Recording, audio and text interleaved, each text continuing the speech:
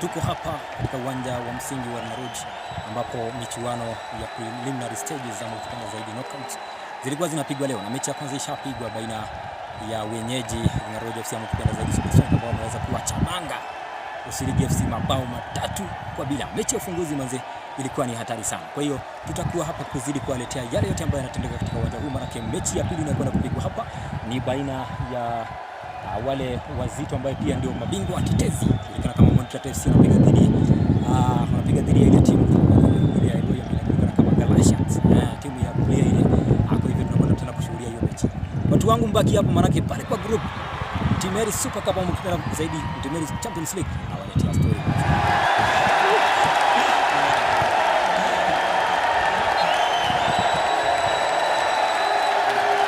Babu, tushashuhudia mechi ya kwanza ambayo imeweza kuisha magoli 3. Tutarajia yapi kwa mechi ambayo itakuwa inafuatia, ni mabingwa watetezi versus Galatians? Natarajia kwamba itakuwa ni mechi ya kukata na shoka. Na ukiangalia pale ni mabingwa watetezi. Montreal FC wanakwenda kupiga dhidi ya Galatians, wale watu wa Biblia. Kwa hivyo mabingwa watetezi watakuwa wanajaribu kujaribu kuwachabanga wale vijana wa Musa, lakini wanaamini kwamba Mungu yupo.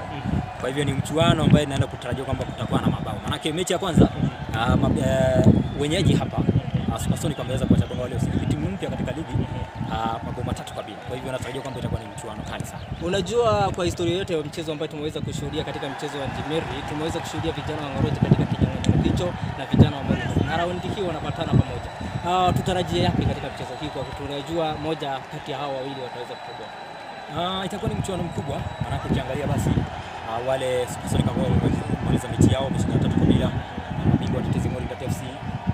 Huo mchuano washabiki wanangoja sana. Ndio kwamba washabiki hawajafika, lakini ikifika ni ile mechi watakuwa wamepiga wengi, maana wanajua kwamba ni babu kubwa mechi ya kweli.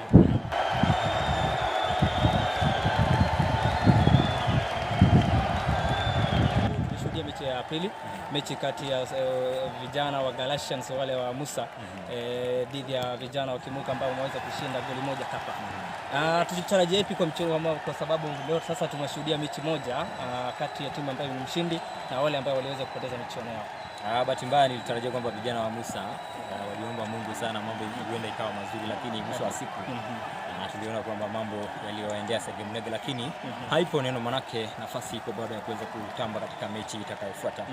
Kwa hiyo hivi sasa tunaenda kushuhudia mechi baina ya Usirigi FC ambao walipoteza mechi ya kwanza dhidi ya mabingwa watetezi ambaye wanapiga shughuli hapa nyuma.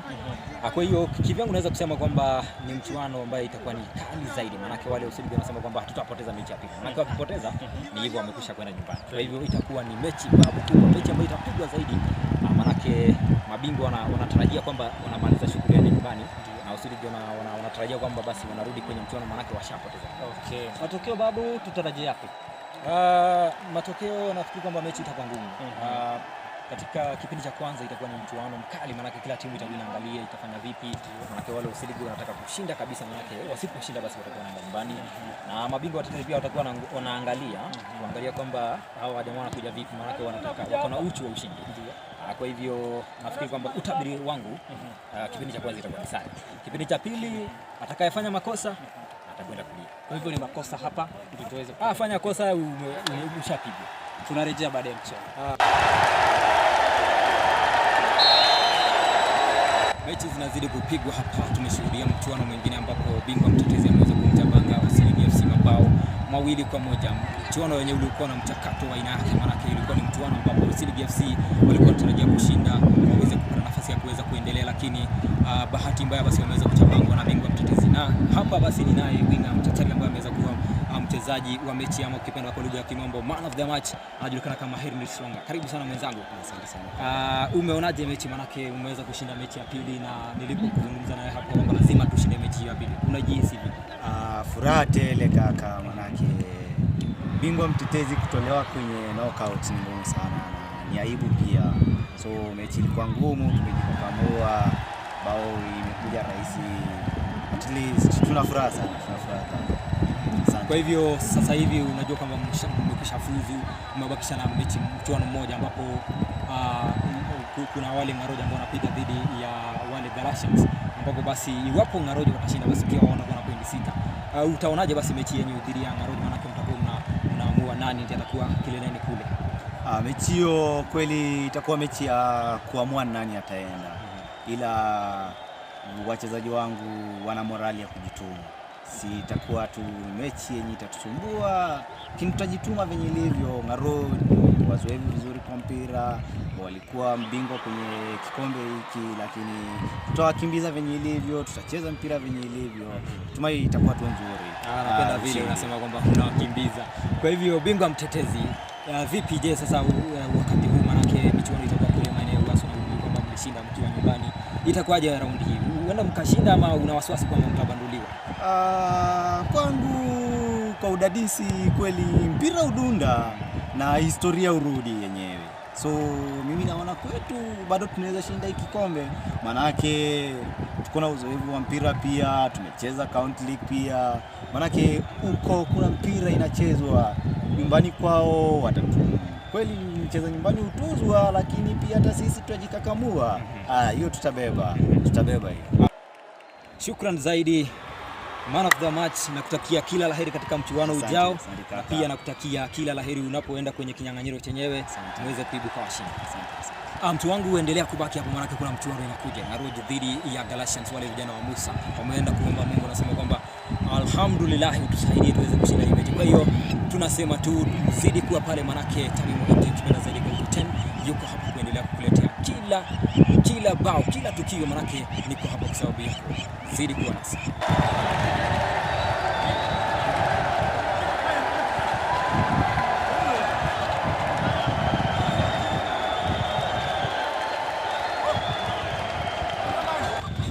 Tunaingia katika upande wa Olosibor, uwanja wa Olosibor ambayo tunashuhudia Pool B ikifanyika. Mechi kati ya Osupuko ambayo tumeweza kushuhudia na vijana wa Rockstars imeishia magoli 1-0. Na mchuano wenyewe ambayo imekuwa na uzito na msisimko wa aina yake. Babu, hii ni kundi ambayo basi inaamua ni timu tatu itakuwa inatoboa, ni moja kati ya hizo mbili kati ya hizo tatu tunashuhudia ni nani. Sasa tumeshuhudia mechi ya kwanza ambayo imeshakuisha, ni kati ya Supuko na ni vijana ambao wameweza kujituma licha ya kuwa na kadi nyekundu, wameweza kujituma kwa bidii yao yote. Ni yapi wamefanya ambayo hata wakikuwa na kadi nyekundu bado wameweza kujisatiti? Nafikiri kwamba mechi imepigwa, manake nilikuwa hapo nje nikitizama mchuano wenyewe umepigwa. Manake wale vijana wa Supuko ni vijana wazuri sana ambao wanatuliza mpira, wanaweka chini, wanacheza vizuri. Ingawa kwamba walipata kadi nyekundu, lakini walijizatiti, manake wamekuwa ni wachezaji wamekuwa kucheza kwa siku nyingi, kwa hivyo wanaelewa hii mambo iko vipi. Wakipata kadi nyekundu watajipanga vipi wasije wakafunga. Kwa hivyo natumai kwamba saizi wako na pointi 7, wana nafasi kubwa ya kuweza kuendelea mbele. Na kocha huyu ambaye ameweza kuketi na kupiga mahesabu kuingiza mchezaji Isaya ambaye nadhani basi ni mchezaji wa mechi, na mabadiliko ambayo ameweza kufanya kuingiza pia mchezaji anaitwa Mark. Hiyo ni mahesabu gani kama wewe na kuona timu yako imekuwa na nyekundu na bado kuingiza mchezaji yule na pale kubadilisha mchezo? Nafikiri kwamba ilikuwa ni hesabu nzuri, manake pale mbele hakukuwa na mchezaji mzuri ambaye analeta mpira vizuri. Basi walipopata ile kadi nyekundu ikabidi amlete yule mchezaji Isaya angalau wajaribu kuleta ile pressure kidogo pale mbele. Na alifanya kazi nzuri, manake alipomleta basi zile mashuti zilikuwa kwa lango kila wakati. Kwa hivyo nafikiri kwamba mkufunzi ameweza kufanya jambo ambalo limeweza kumsaidia.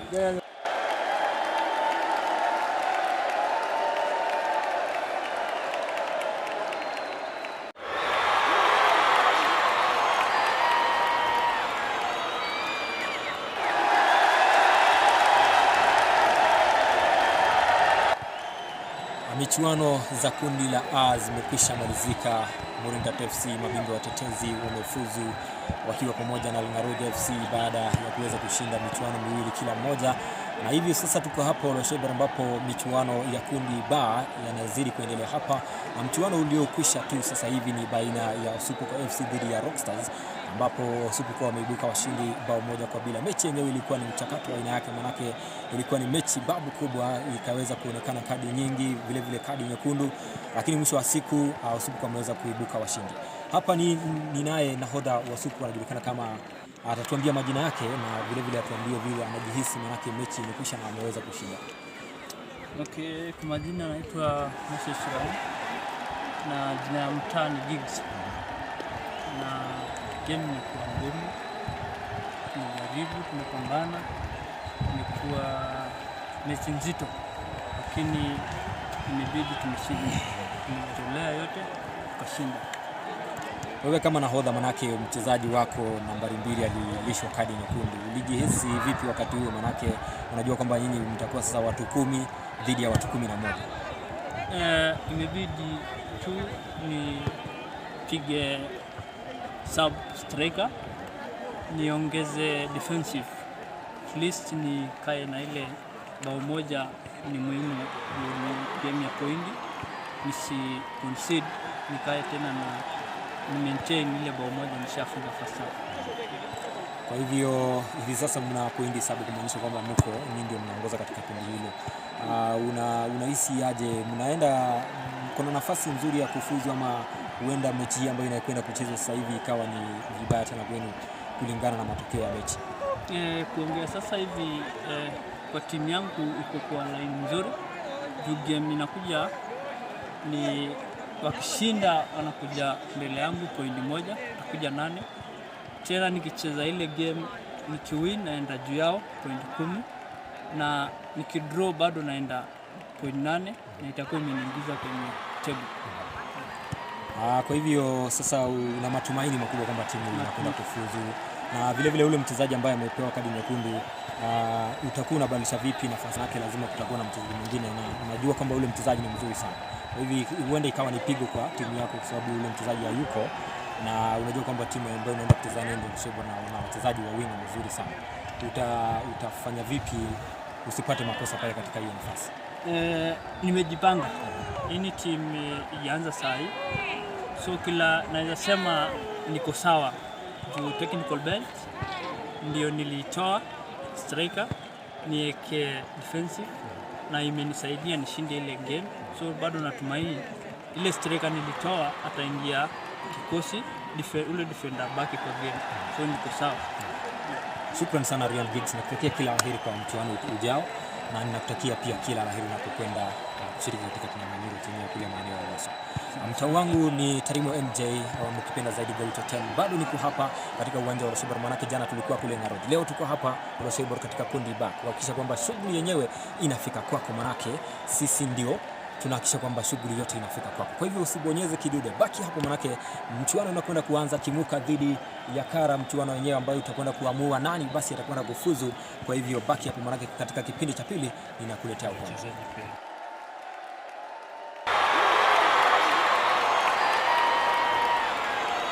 Tumefika Kimuka FC wameweza kufuzu, na sasa wameweza kujikatia tikiti ya kuweza kuingia kwenye Waso, michuano ambayo itakuwa inaandaliwa basi kuanzia Wednesday hadi Ijumaa. Na michuano yenyewe basi tumeweza kushuhudia matokeo ya mechi ambayo imeweza kuisha.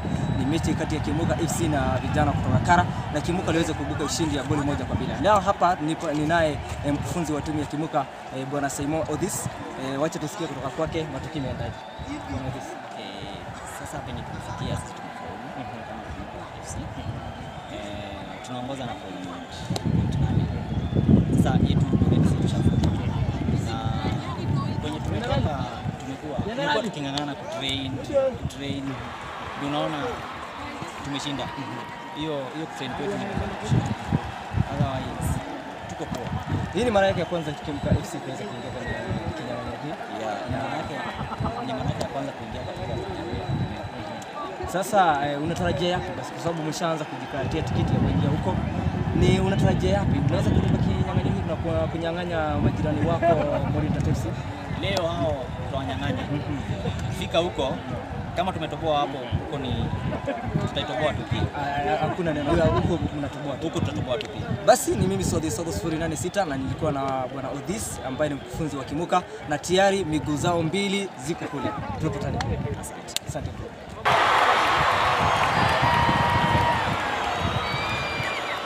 Tuko hapa tena kuwaletea uhondo, manake mchuano umekwisha baina ya Kimuka FC dhidi ya Kara, ambapo Kimuka FC umeibuka ushindi bao 1-0.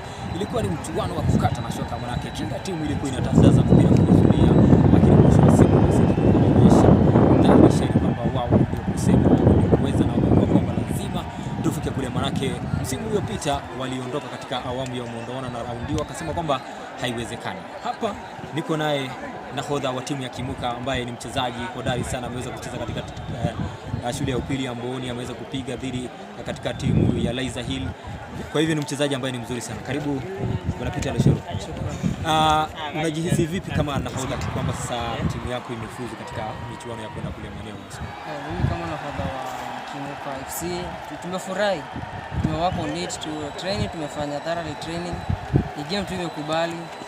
Matokeo opponent wetu leo walikuwa tough, tuwagongea wakagonga. Tukapata bao moja tukawapanish nayo. Sasa tuko ndani, ni meri ndani na tunachukua this round. Kwa hivyo unajua kwamba uko na furaha, manake wakati ule mwingine mliondolewa katika awamu ya kwanza na leo mmefuzu. Kwa hivyo unaonaje mkienda kule, unaona kama mtaweza kushinda ama mambo itakuwa magumu kule? Tunaweza. Aim yetu ni kuchukua hii tona. So si hatuna story nyingine. Tunapiga football na kuchukua tona. Hiyo ndio aim yetu. Tunaweza. Shukrani mtu wangu, nakutakia kila laheri mkienda kule, manake najua kwamba shughuli mtaipiga. Tunakuisha hapa Kimuka FC dhidi ya Kana, ambapo Kimuka FC wamebuka kwa moja kwa bila. Mechi ambayo ilikuwa ni mchuano wa mpira umetandazwa kwenye zulia, na ilikuwa basi ni mpira ambayo ina msisimko wa aina yake. Mashabiki wamefurahia mchezo, lakini mwisho wa siku basi Kimuka FC wamebuka washindi. Hapa ni naye mchezaji bora wa mechi ama kupenda kwa lugha ya Kimombo, man of the match, anajulikana kama Madhi Said. Karibu sana mchezaji. Asante, shukrani. Umeweza kupiga bao ambalo umeweza kumaliza mechi. Unajihisi vipi? Najihisi fiti sana. Kwa sana furaha kwa wingi, fuzukuru tumetrain for long. Tumeingojea sana. Last time tulichukua tu kirahisi, lakini this time kudintu venye tumetrain ile kuchara ametucoach pale, na natumai kwamba matokeo yatakuwa sawa. Matumaini yako ni yapi basi mkielekea kule Uwaso kwenye kinyang'anyiro chenyewe? Una matumaini kwamba mtashinda ama maneno yatakuwa magumu kule? Kule tukienda ni kushinda. Tunajua football ingawa mpira hudunda, lakini pia si tunang'ang'ana, hatakuwa rahisi vile kama vile tumecheza hapa, tumecheza mpoa. Mimi mwenyewe lazima nijitume nipatie timu yangu ushindi pale. Timu zenye ziko huko pia hatuwezi zitambua pia, tutacheza tu, tutaona tu vile itakuwa, lakini na hope tutawin. Niko na imani. Shukrani sana bwana Madhi Said. Shukrani sana. Mtazamaji wangu, amekuwa ni Madhi Said, mchezaji bora katika mchuano uliomalizika hapa hivi, ambaye alikuwa ni mfungaji wa bao la kipekee. Kwa hivyo tunampa hongera kwa kuweza kufanya kweli, na ninakwambia pia usiende mahali, usijaribu kwenda mahali, manake mchuano unakuja, finali yenyewe wanashindwa dhidi ya Super, kujaribu kutafuta nani atajiunga na Kimuka FC kuelekea kule maeneo ya Uwaso.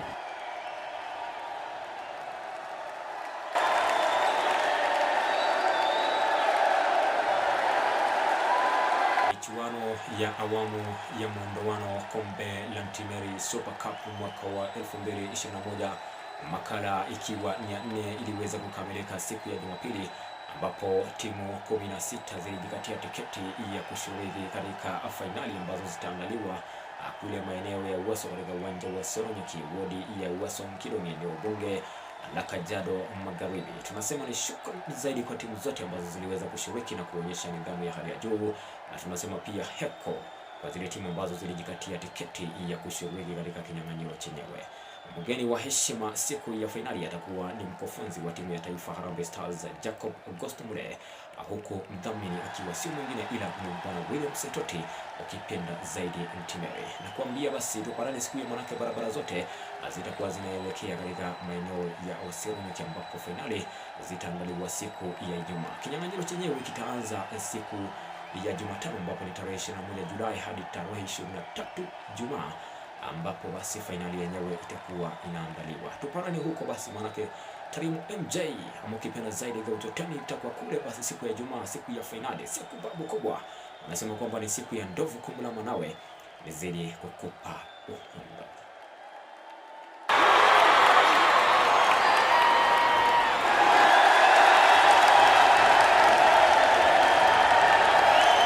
Napiga ovyo kabisa, lakini namba 7 anatuliza, anapiga, lakini ule mguu unakataa kazi.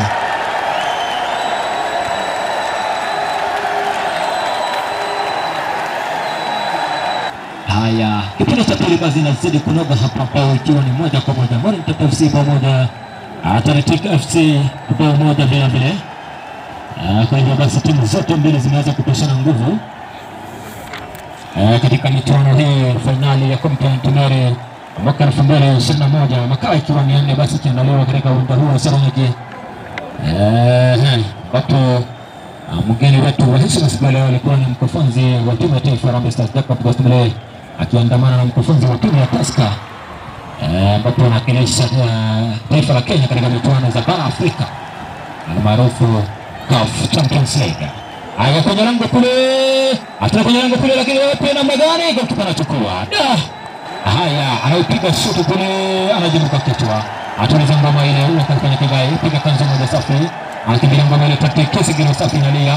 Anakwenda sasa Eli, atuliza ngoma ile. Angalia piga wapi? Pasi murua kwake Torres. Lakini refa anapuliza kipenda. Anasema kwamba madhambi yametendeka hapa. Kuna mchezaji yuko chini. Mchezaji yule ambaye kiungo wa pana mkabaji yule. Na anaonekana kuumia. Sababu yule mchezaji anajaribu kunyanyua.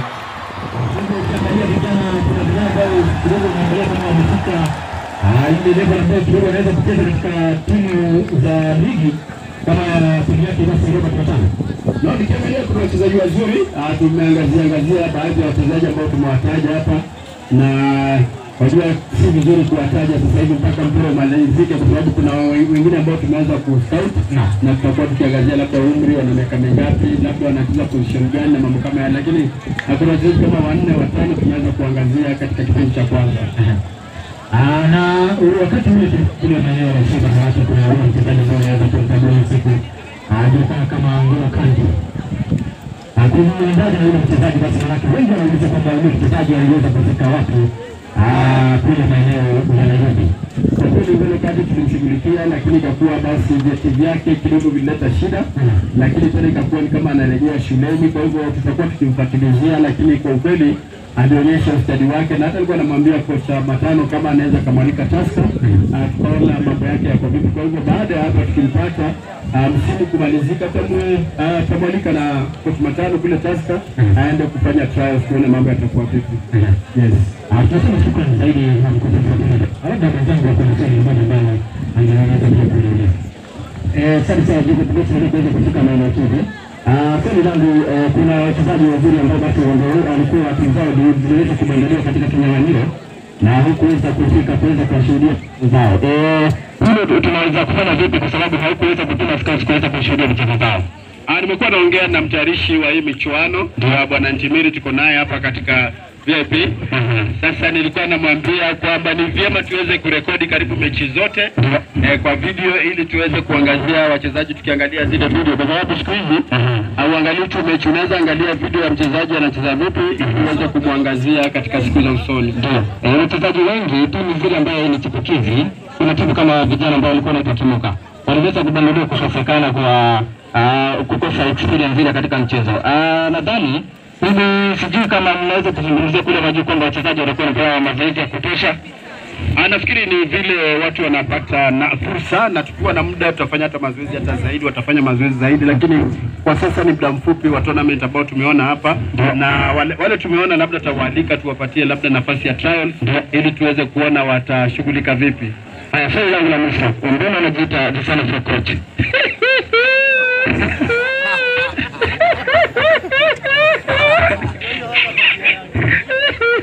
Ni jina la utani, ni jina la sasa mzee si mende.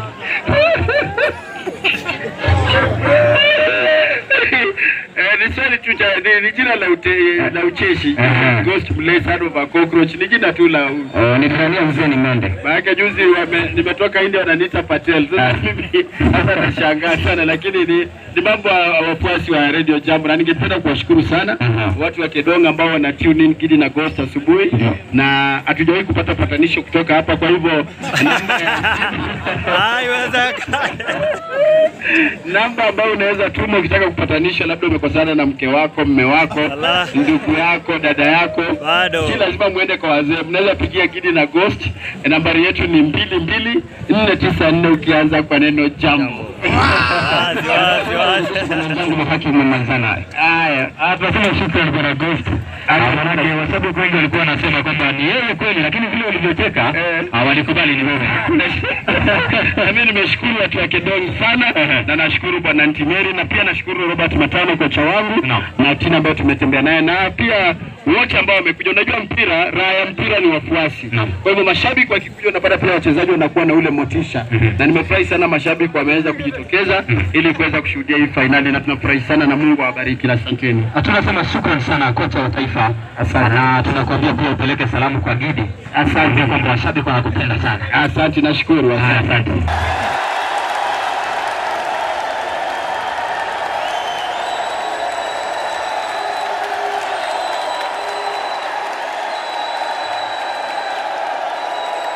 Kilicho na mwanzo hakikosi kuwa na mwisho. Hatimaye kinyang'anyiro cha kombe la Ntimeri Super Cup mwaka 2021 makala ya 4 ilifika tamati siku ya Ijumaa ambapo Taritik FC ilibuka kidedea baada ya kumnyuka bingwa mtetezi Moringat FC mabao 3 bila jibu katika fainali kupitia njia ya matuta. Mkufunzi wa timu ya taifa Harambee Stars Jacob Ghost Mulee alikuwa ni mgeni wa heshima akiandamana na mkufunzi wa klabu ya Tusker kinachoshiriki ligi kuu Kenya, nazungumzia Robert Matano almaarufu The Lion, wakiwa pamoja na mdhamini wa kinyang'anyiro kizima Mwite William Saitoti Ntimeri. Nimekuwa wako mtangazaji Tarimo MJ, ukipenda zaidi ni Tegaucho 10, na kwa niaba ya mtangazaji mwenzangu Swadi 086 tunasema shukran kwa washabiki wote ambao tumekuwa pamoja wakati huo wote. Tupatane mwaka ujao basi kwa makala ya 5 Ntimeri Super Cup 2022. Nasema kwa heri ya kuonana.